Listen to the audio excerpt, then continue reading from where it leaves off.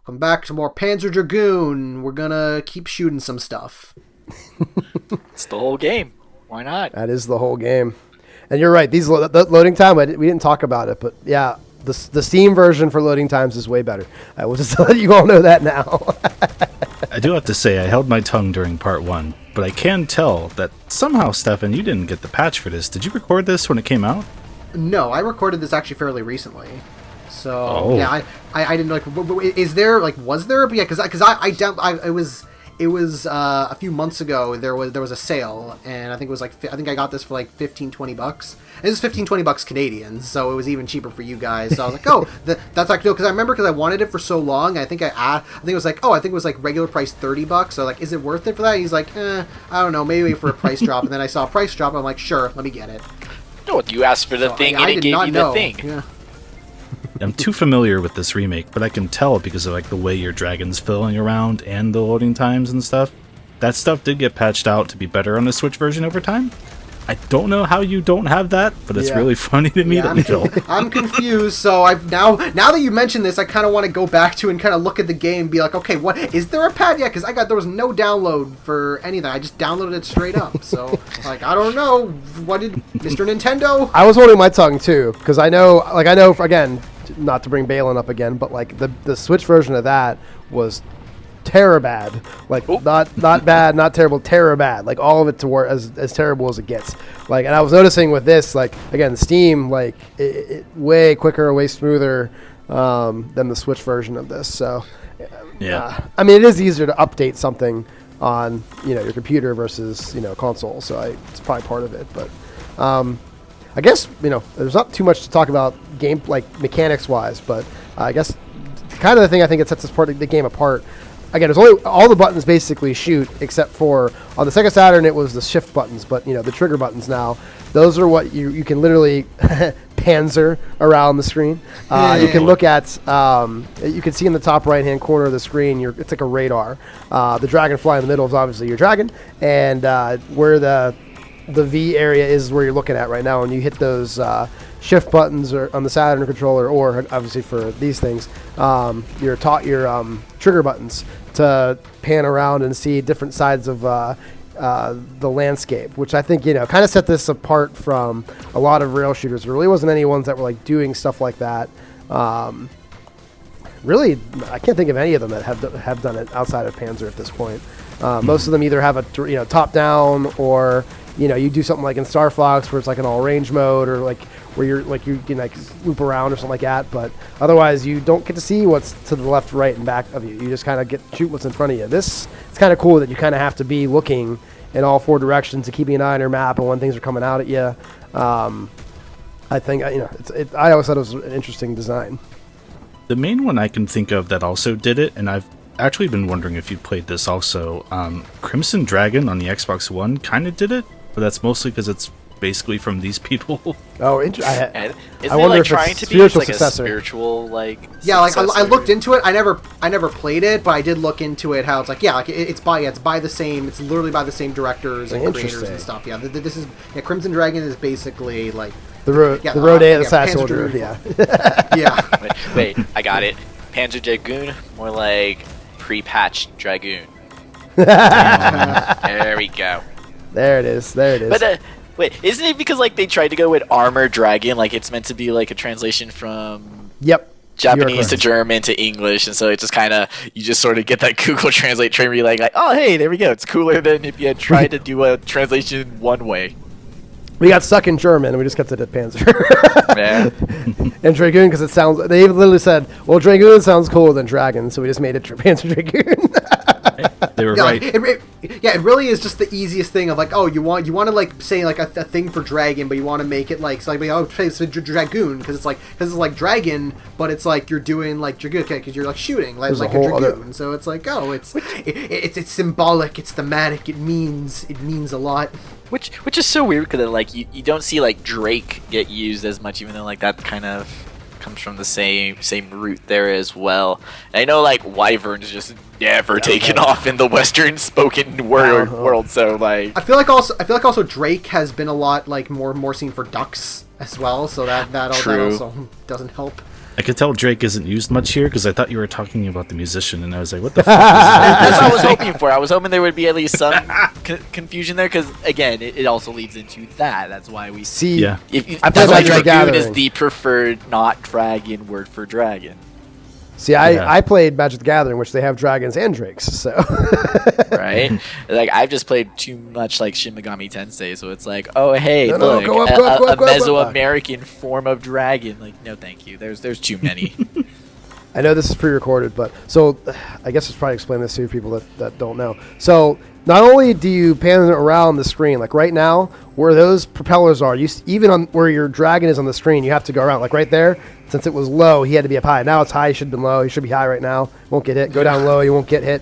There it goes. So like, there's high. Also... you needed to be. So that's one thing about this game too that I think a lot of people don't realize is like even where you're on the screen matters, because like you can still dodge within your shooting reticle when you're facing forward. That's not the case when you're facing left, right, or back. You can only shoot from those angles here, but you can actually dodge a bit. Yeah, like it is one like, because on the one hand, like I do really like that. Yeah, like the game, like it's really simple in the fact that it's just you just shoot. Like you don't have like extra moves that you can do and stuff. It's just you go forward, you move the reticle around. It's just that it is slightly. It's a Sega game. All three buttons do the same thing. And it's just that the fact that it's like because the way like you're controlling the reticle rather than controlling the dragon, so it's like when you're trying to when you want to move the dragon around, you're moving the reticle, so it's like there is a delay to it, which is why you see me getting hit a lot, because I'm like, oh, I gotta move around, but it's like it's delayed, so it's going a lot slower, and then it's like, oh I got hit anyway. There's a delay in this version. Interesting. Well, I wouldn't say it's like a super delay, but it's like it feels like a delay for me, because you don't, if you press down, you don't immediately have the dragon turn down. You move the reticle down, which means then the dragon will turn as you're going down the reticle. Like that's what I mean by delay. I see. Okay, now that makes sense. That's fair. And again, this is the time before they had a second control stick. So everything. Yeah, like if you could have used, I get why they did it, because that's how the original game played. But it's like, if you could play it like in Sin and Punishment, where the original Sin and Punishment, because it had the weird way you use the N64 controller, so that allowed you to move and then use the buttons to like move like left and right and stuff like that. Mm-hmm. And then the regular Sin and Punishment, where you just point at the screen, so you can just move like normally. So it's like, if you could use the right stick to move the reticle and then the left stick to move, it's like, that would be like the perfect way. Yeah. That'd be pretty Does cool. Make the Steam version interesting, because you can just point the mouse around to aim, which feels like you're breaking the game, but I didn't realize there was a modern Steam game that lets you do that wasn't a first-person shooter. Yeah. I actually played. I had the controller when I played my version on Steam. I had the Xbox controller for it, so It doesn't feel right playing this game with a keyboard or a mouse. I couldn't do it. I'm like, nope. We need a controller for this. I refuse really to play this game with anything other than the Resident Evil 4 Chainsaw GameCube controller. Oh, if only. Or you can play it with the Sega Dreamcast keyboard in order to be relevant. I can only get so wet. Come on. Cut me some slack here. Okay, play it with the Sega Bass fishing rod. Okay, I'm good now. Yeah, that worked. Don't worry, I got a couple DDR pads all bust out. Oh, I am so that'd be interesting. See how far into the game you can get. Play it on wizard mode. To move left, because you got to move left and right. Then you got to press the X button, which is like on like the top left or something. Ooh. So you're constantly pressing that while moving. You guys are hitting all of my loves: DDR pad, Sega Saturn stuff, Panzer Dragoon. Oh. All right. Just be sure to clean yourself up before you leave. Exactly. So, the first 3 episodes, which again, we're already halfway through the game, so woo! Well, somebody, actually more than halfway if you include the intros. Oh no, it's one of those games where like you boot it up and you already get 2% progress just because you watched the first cutscene. Yeah. So now the first half of the game, everything we were fighting in around pretty much was the Empire, and those Empire ships came in here and went after our buddy Kale here in the Armored Dragon. But now we're starting to run into the Ancients. They're down. The Ancients are down here in this like whole thing basically, and we start seeing more of them. This game takes such a hard, just like sci-fi. I wouldn't even say turn, because I mean, even since the first level with all the architecture and stuff, but just like, man, it's just so trippy that it's a story with dragons, but with like bioengineering and like and aliens, and yeah, like Aliens. Okay, like bring and Star Wars Empire, and and taxes. Yeah, you have to have your taxes in there. Yeah, definitely taxes. But this is one of those levels where the remake really, I think, really shines as well, because the stuff in the Saturn version was coming by you so fast, and the draw distance just couldn't keep up with what was happening on screen, and and a lot of the stuff was hard to make out, like where it was coming from and whatnot. But I mean, this just looks so nice on the remake. It's sweet. It is really pretty. Game. It is a really pretty game. Like, so I guess Panzer Dragoon just really, like, its influence is really its biggest thing nowadays. Like, fuck, even stuff that's not even related to Panzer Dragoon, like, feels like Panzer Dragoon. Like, Rez feels like Panzer Dragoon. Like, I'd argue that you have, like, hard moments of Drakengard that are just like, oh yeah, I played Panzer Dragoon, but wouldn't it be cool if the dragon could land? And they were like, yeah, let's make that a video game, but also make people really sad when they play it. But like, I just think it's incredible just how many games are just probably influenced by this. That, and I mean, like, I know it's more due to like shorter development cycle, but like when we look at the term, not really derogatorily, but just like as a tech demo, as in a game developed to show off that this hardware can do what it says it does, like Panzer Dragoon was like created in that framework, but you know, they went above and beyond in creating a language, a story, a plot, like an actual whole franchise to attach to it. And it just shows like the power of that type of storytelling, that it can open you up to, you know, being able to make a sequel, make an RPG, make a, like, that's also just really intense.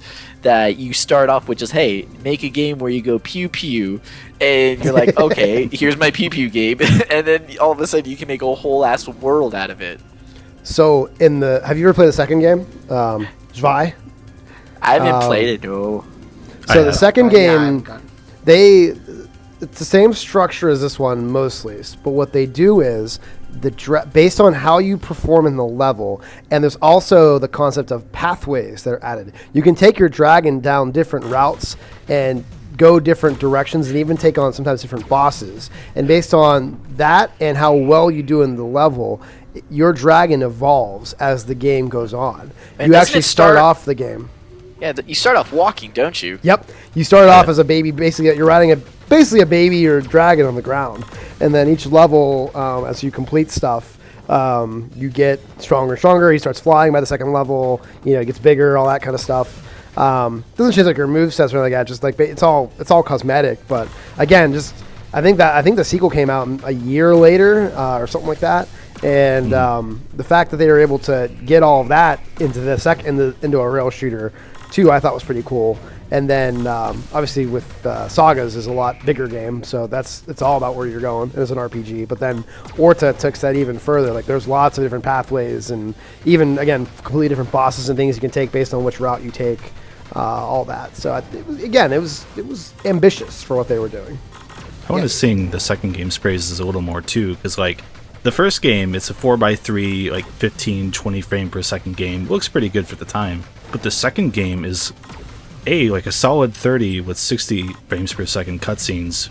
But it's like one of the handful of Saturn games that can actually do legitimate widescreen, like actual full 16:9, and that's crazy. I've never actually even tried that. I very rarely play on TVs that have actually been able to handle that, especially when I was younger. If you were to say load it up in, I don't know, like a Windows PC environment, you might be able to see what it's like. Not that I'm advocating anything illegal, of course. But yeah, it's fucking incredible on a technical level. Like, even if you don't like that game, just looking at that game, just for like what it accomplished like a year after that first game, it's crazy. Also... Oh no! That is a tough level when you're not used to this game. It is a especially the Guardian boss is definitely a tough level, especially but tough boss. I see we both find the same fast forward icon. Now this really is just Star Wars. You weren't kidding. I see you did a lot better getting to the trick, and that's what there's one spot. It's not this stage, because typically after this stage, I've taken a good bit of damage, and the next stage is usually where I would almost purposely lose a life if I'm too low, because in the non-easy versions of this game, you don't get all your health back. You only get like a quarter or a half of a bar back. So if you take too much damage, you'll go into the next level down a bit. And that's some of the levels, like the next level, stage 5, is very tough for that. And stage 6 as well, before the final stage, the final boss, I should say. That's another one where like just there's so much coming at you on screen. You want to tackle that at max power and max capacity. Some fun tricks in this level, though, like as you play it more and make yourself learn it more, there's quite a few times where you can shoot and lock on to enemies before they've even shown up on screen, which helps a lot. Yep. Well, one of the things I like to do, it doesn't look like you're doing it here, well, at least for the boss, but I wasn't paying that close attention. I always have the laser, the dragon's laser just going ready at all times. And I always, whenever I lock onto something, I will shoot the laser and then follow it up with a bunch of shots. That's what I'm doing. Yeah, I'm holding down the shoot button pretty much the entire time. So it's like, if something locks on, it automatically locks on. While exactly. It's like for this time, since you got to shoot like the shield arms. So you're just kind of like keep blasting them. Exactly. Yeah. If you try to lock on, he covers up. He like Mike Tyson's his way. Yeah. I love a good boss fight where it's just a war of attrition. Mm. Yeah, this is probably one of the first bosses in the game I find to be pretty challenging. That's one thing about the game. I didn't find most of the bosses all that difficult until you got to this guy. Next boss is just weird. I feel like especially with how many credits like they give you, it's like you, unless you're really sucking, like you'll be able to get through the whole, like you can die a couple times, but it's like you've got enough credits that you'll be fine. Is this on easy mode, by the way, too, or this is normal? Normal mode, okay. Yeah. Also, define weird, because we're having to fight a giant like robo lobster in a tech tunnel. So I mean, Alien relative, Guardian. You're gonna have to be a bit more specific. Alien Guardian. Ah. Alien Guardian. So the credits are a lot harder to come by when you get on hard and wizard mode too, and there's those difficulties as well. Yeah. Yeah, I imagine it, because it's very much like, I feel like especially even me playing, it was just because I also suck at a lot of these games, so I was getting hurt and like a lot more than I probably should have if I was like paying attention more, if I was more skilled. So it's like a case of like, I can imagine like say playing this on like someone pretty skilled, like they can play on hard mode and like do it like for the most part no problem. And then it's like the extra mode, the extra hard mode like after that you unlock, it's like that one's like that's very like tricky. Did they mean to make the other dragon, the Shadow Dragon, to your Sonic Dragon?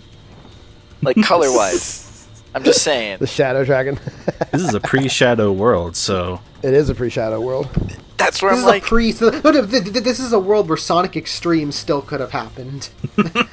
It's in development, bro. I mean, have you seen the magazines? Did it? It's got great Could it really have happened? Probably for the best it didn't, let's be honest. Not a wrong point said there. I'm just glad that I've gotten an above 80% on all of these levels, and I'm like, I'm fine with that. I got myself an A. You've actually played pretty well for not, like, again, this is one of those games where you want to, the more you play it, again, because it's the same game every time you load it up, you get better and better. It's like playing Mega Man 2 or anything. Like, you're playing the same game every time, you get better and better at it by just doing it. So, yeah, like me, I'm to the point where I'll just, I know where all the enemies about to spawn from, so I just start shooting that spot. So...